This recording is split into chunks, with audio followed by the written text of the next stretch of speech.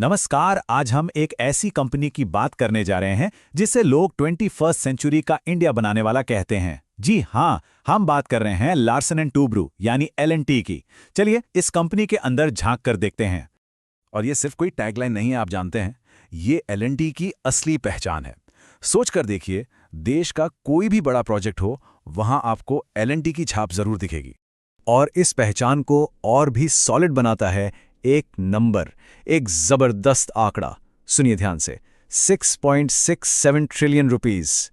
जी हां, इससे भी ज्यादा की उनकी ऑर्डर बुक है। इसका मतलब क्या है? इसका सीधा सा मतलब है कि कंपनी के पास अगले कई सालों तक काम ही काम है। रेवेन्यू की एक तरह से गारंटी है। आप इससे उनके ऑपरेशंस का स्केल इमेजिन कर सकते हैं। तो चलिए इस जायंट कंपनी की परतों को एक एक करके खोलते हैं और समझते हैं कि आखिर L&T कैसे मॉडर्न इंडिया की कहानी लिख रही है। देखिए, L&T का काम बहुत फैला हुआ है। देश के बड़े बड़े इंफ्रास्ट्रक्चर प्रोजेक्ट से लेकर दुनिया भर के एनर्जी प्रोजेक्ट्स तक इनकी पहुंच हर जगह है। लेकिन यहां एक ट्विस्ट है। अब एक बहुत बड़ा स्ट्रेटेजिक शिफ्ट हो रहा है। ये ट्रेडिशनल जायंट अब न्यू एज टेक्नोलॉजी और ग्लोबल मार्केट्स की तरफ तेजी से बढ़ रहा है।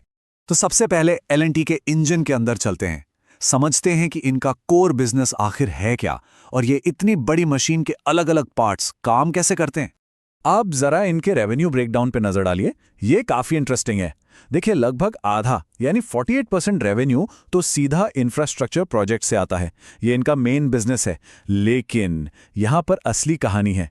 आईटी और टेक सर्विसेज से 22% का कंट्रीब्यूशन। सोचिए, एक कंस्ट्रक्शन कंपनी इतना बड़ा हिस्सा टेक से कमा रही है। और यही चीज यानी ट्रेडिशनल इंजीनियरिंग और फ्यूचर टेक का मिक्स L&T को सबसे अलग बनाता है। और ये स्लाइड तो उनके स्ट्रेटेजिक शिफ्ट का सबसे बड़ा सबूत है। फाइनेंशियल ईयर 26 के पहले 6 महीनों में L&T का 54% रेवेन्यू इंडिया के बाहर से आया, इंटरनेशनल मार्केट से। इसका साफ मतलब यह है कि कंपनी ने अपनी डिपेंडेंसी डोमेस्टिक मार्केट से कम कर ली है। अब सिर्फ इंडिया की इकोनॉमिक साइकिल्स पर यह निर्भर नहीं है। ये एक बहुत बड़ी बात है। ठीक है, तो अब सवाल ये उठता है कि L&T अपने सेक्टर में इतना डोमिनेट कैसे करती है? ऐसा क्या है इनके पास? कहते हैं ना, एक अनब्रीचेबल मोट, एक ऐसा अभेद्य किला जिसे तोड़ना मुश्किल हो। तो आखिर इस किले के पीछे राज क्या है? इस किले के 3 मजबूत स्तंभ हैं। पहला, हाई एंट्री बैरियर्स। देखिए, बुलेट ट्रेन बनाना या न्यूक्लियर पावर प्लांट खड़ा करना हर किसी के बस की बात नहीं है। इसमें एंट्री बहुत मुश्किल है। दूसरा, उनकी मैसिव ऑर्डर बुक, जिसके बारे में हमने बात की, जो सालों का रेवेन्यू विजिबिलिटी देती है। और तीसरा, और शायद सबसे इंपॉर्टेंट, स्ट्रैटेजिक डाइवर्सिफिकेशन। इसको थोड़ा और डिटेल में समझते हैं। इसको ऐसे समझिए, एक तरफ रखिए एक नॉर्मल कंस्ट्रक्शन कंपनी। जब मार्केट में उतार चढ़ाव आता है तो उसकी हालत खराब हो जाती है, राइट? अब दूसरी तरफ है L&T। इनका जो आईटी सर्विसेज का बिजनेस है ना, वो एक कुशन की तरह काम करता है। मान लीजिए इंफ्रास्ट्रक्चर सेक्टर में थोड़ी मंदी आ भी गई तो आईटी बिजनेस कंपनी को संभाल लेता है, स्टेबिलिटी देता है। ये है डाइवर्सिफिकेशन की ताकत। चलिए अब आगे बढ़ते हैं और कंपनी के फ्यूचर प्लान्स पर फोकस करते हैं। उनकी लीडरशिप क्या सोच रही है और 2026 तक उनकी स्ट्रैटेजी क्या है? तो इनके स्ट्रैटेजिक प्लान का नाम है लक्ष्य 2026। और लक्ष्य काफी बड़ा है, 4 लाख करोड़ का टर्नओवर अचीव करना। और इसके लिए वो क्या कर रहे हैं? वो एसेट लाइट मॉडल पर जा रहे हैं, मतलब कम एसेट्स रखकर ज्यादा बिजनेस करना। Smart move. और इसके साथ ही उनका पूरा फोकस है फ्यूचर टेक पर, जैसे कि ग्रीन हाइड्रोजन। इसी एग्रेसिव ग्रोथ की बात के बीच 2025 के एंड में चेयरमैन S.N. सुब्रमण्यन का एक स्टेटमेंट आया जिसने काफी डिस्कशन स्टार्ट कर दी। उन्होंने कहा कि ग्लोबल लेवल पर कॉम्पीट करने के लिए हफ्ते में 90 घंटे काम करना जरूरी है। अब इस स्टेटमेंट पर, जैसा कि एक्सपेक्टेड था, 2 तरह के रिएक्शंस आए। एक तरफ लोगों ने इसकी आलोचना की, कहा कि ये एक टॉक्सिक वर्क कल्चर को बढ़ावा दे सकता है।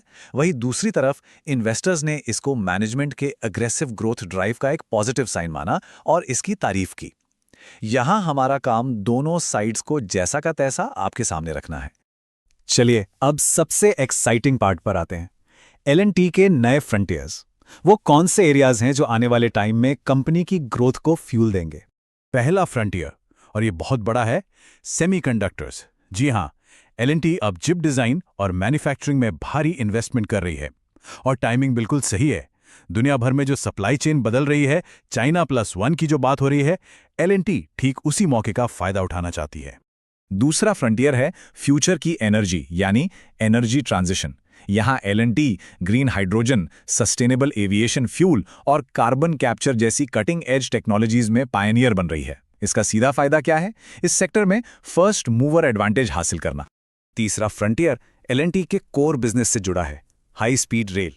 इंडिया का जो बुलेट ट्रेन प्रोजेक्ट है उसे यही लीड कर रहे हैं, और ये सिर्फ शुरुआत है। उनकी नज़र देश में बनने वाले बाकी हाई स्पीड कॉरिडोर्स पर भी टिकी हुई है। और चौथा फ्रंटियर, जहां टेक्नोलॉजी और बिजनेस मिलते हैं, एआई ड्रिवन आईटी। उनकी जो टेक कंपनी है एलटी माइंडट्री, उसे वो अब एआई फैक्ट्रीज बनाने की दिशा में ले जा रहे हैं। इसका मतलब है बड़े बड़े कॉर्पोरेट क्लाइंट्स के लिए end to end AI solutions तैयार करना, बेसिकली एआई ऑन डिमांड। तो जैसा कि हमने देखा, एल&टी कंक्रीट से कोड की तरफ एक बड़ा शिफ्ट ले रही है। सवाल अब यही है, क्या ये इंडस्ट्रियल जायंट सच में आने वाले कल यानी फ्यूचर का निर्माण कर सकता है? इस पर सोचना जरूर। दोस्तों, इस वीडियो को देखने के लिए शुक्रिया। जाने से पहले कमेंट करके जरूर बताइए कि अगला एनालिसिस आप किस स्टॉक या सेक्टर पर देखना चाहेंगे। मैं सारे कमेंट पढ़ता हूं। और हां, योर एनालिसिस पर हम सिर्फ स्टॉक्स डिस्कस नहीं करते, बल्कि हर फंडामेंटल रेशियो को डिटेल में समझाते और सिखाते भी हैं, ताकि आप खुद कंपनीज को एनालाइज कर सकें। तो ऐसी ही डीप लर्निंग और मार्केट इनसाइट्स के लिए चैनल को अभी सब्सक्राइब करें और बेल आइकॉन प्रेस करना ना भूलें। देखने के लिए शुक्रिया, जल्द ही मिलते हैं। Disclaimer. Educational content only. Not SEBI registered. This is not a buy/sell recommendation. Invest at your own risk.